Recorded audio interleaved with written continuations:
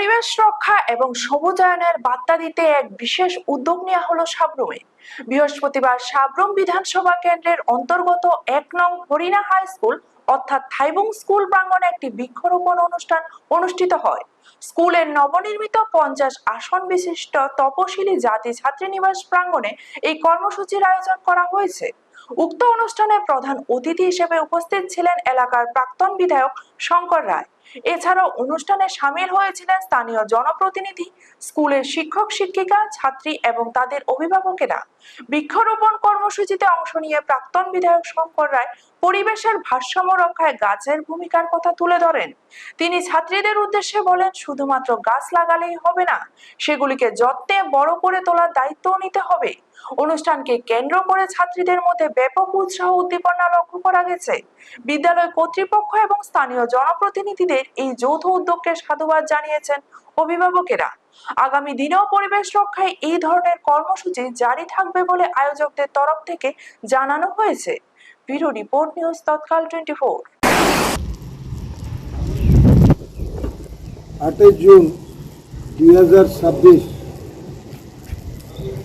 নং 1 Harina high school, এটা থাইবুং পঞ্চায়েতের ভিতরে আছে।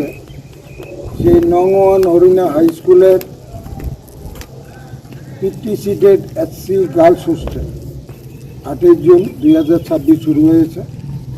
আজকে গ্রামবাসী, ছাত্রীদের অভিভাবক অভিভাবিকা,